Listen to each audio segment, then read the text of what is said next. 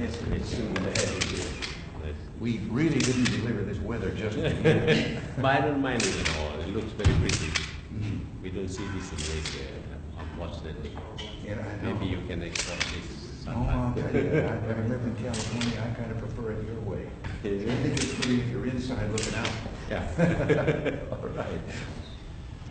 Well, I mean, take a chair over here.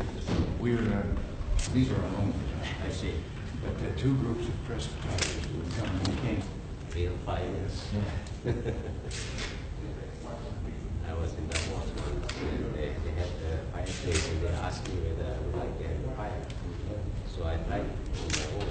The room wasn't filled with smoke. You did not open the food. That's right. In the chimney that you Not familiar with such things. We don't have, we sometimes have it up in the mountains. Like normally we have no idea how to operate this thing. These have little pumps or little fans that suck the air up. But it helps guarantee against the backing up of the smoke. You can hear it. We had one experience in the White House in my study last year where it ever stopped working. Oh, yeah. And every smoke alarm in the White House was set off. We were security windows every direction.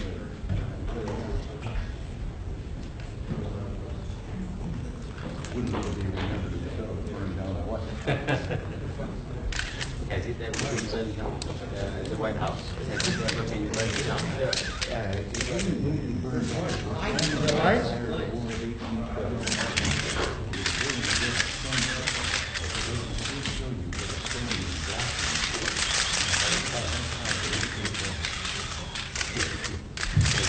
Most of the old buildings that I have visited have gone through at least one experience. Usually they are rebuilt. That's why I asked the question.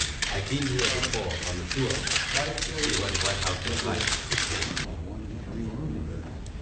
And the risk of fire there requires some exit wires. Mr. President, a reaction to Foreign Minister Gromyko's speech. In that speech. I haven't had an opportunity to be brought up to date on it or to. A lot of people have been sitting like this, taking photographs here.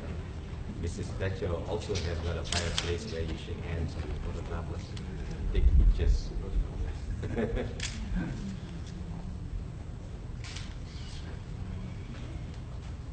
You don't stop there on your way back. No, I'm flying from New York straight to Paris. Yes, sir. Because I'm doing a visit of France this year. You'll be going home then the other way around. No, I came that way. Oh, you did? Where we came through England and stopped over only 4 hours in England and then flew straight on to Ottawa. That was 29 hours of flying altogether. Well, that though is the easiest part. They say for jet, the east is easier. And that's right. East to west, you don't have this telescoping effect.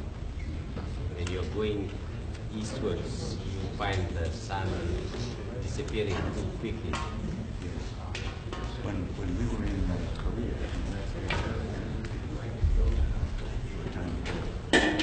we left at 10:45 in the morning. It should have just been. Sorry, I didn't see you.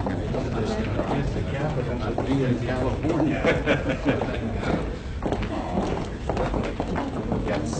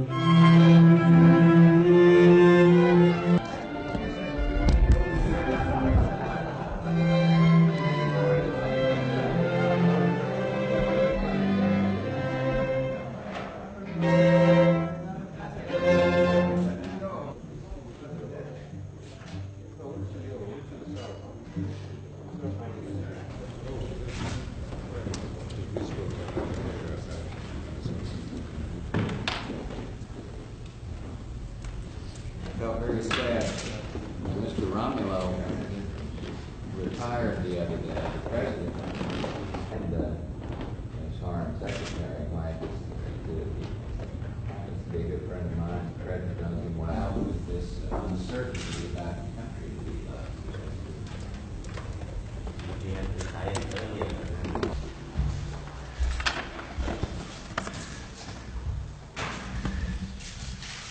Well, it was my pleasure to meet today with Prime Minister Mahathir of Malaysia. The Prime Minister and I had a valuable exchange of views on international and bilateral issues and found ourselves in agreement to a remarkable degree.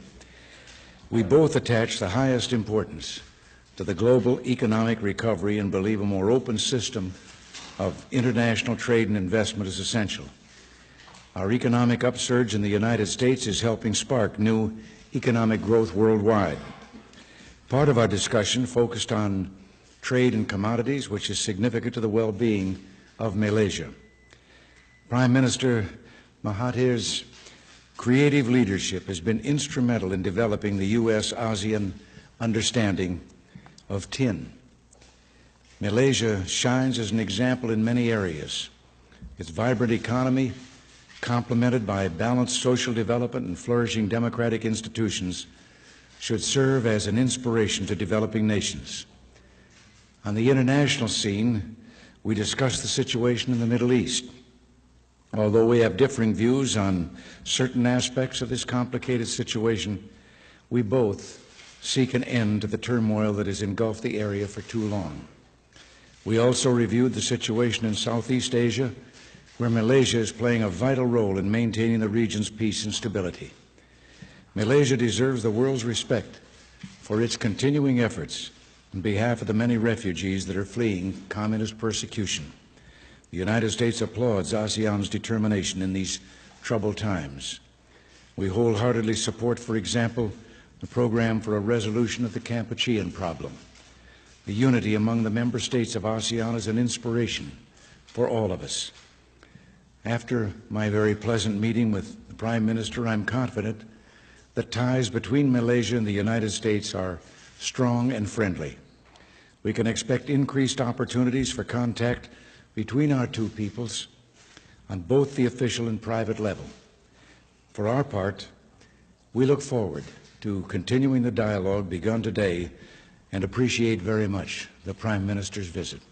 We're pleased to have you here, Mr. Prime Minister.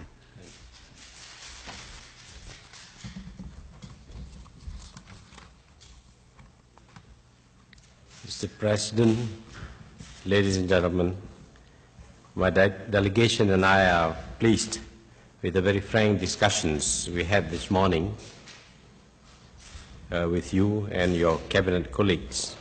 We regard this as a part of a continuing, useful and constructive dialogue. Quite clearly, there exists a substantial measure of agreement on a variety of areas. I am particularly happy to note the encouraging signs of economic recovery in the United States, which we consider significant, if not crucial, in ensuring a healthy global economy. In fact, if you were to ask me what is it I would want the United States to do with regard to economic policy, my honest and simple response is for the U.S. economy to get ahead and regain its strength. For the healthier and more vibrant the U.S. economy becomes, the better it will be not only for the United States and Malaysia, but all the developing countries in the world. The overall relations between Malaysia and the U.S. are excellent, with both our countries sharing similar values and concerns. And where we differ in respect to perception or policy, I am gratified to note that there is a willingness on the part of the United States to achieve closer understanding and cooperation, such as our present round of meetings. In our discussions, among other things, we conducted a comprehensive and forthright review of the relations between the U.S. and Malaysia, and are happy to find that there is a higher level of cooperation and respect between our two countries. We pledge to continue this friendly and cooperative relationship for mutual benefits. We also took a closer look at a number of important developments and trends in the world, in both the political and economic context, and discussed what could be done to safeguard and promote global peace, economic development, and political stability. We discussed at length major global economic issues. I am pleased to note that both our governments recognize that in the interest of global peace and stability, it is important for both the industrially advanced and the developing countries to make progress on these major issues. We do not expect handouts in our search for a better tomorrow. Quite clearly, of the many issues that we have been discussing, aid plays a minor or even an insignificant role. What we look for are new areas of cooperation and collaboration, and particularly in the area of economic and trade interchange, to help us in the realization of our aspirations to be a more self-reliant and progressive nation.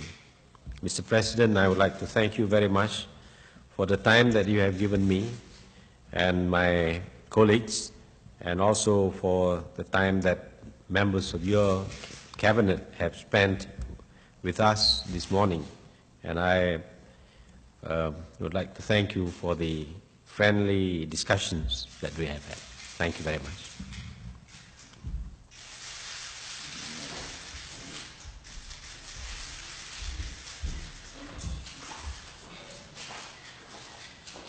Kenyataan pembukaan Perdana Menteri Datuk Seri Najib Razak semasa perjumpaannya dengan Presiden Amerika Syarikat Donald Trump mengundang bidasan dan memberangkan pengkritik di tanah air.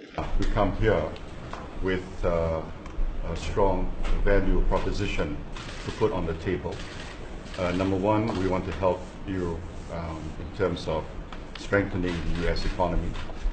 Antara lain, Najib berkata Malaysia komited untuk membeli 25 Boeing 737 MAX 10 dan 8 Boeing 787 Dreamliners.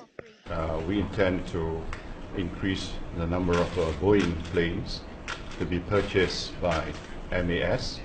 We are committed to 25 planes of the 737 MAX 10 plus 8 787 Dreamliners.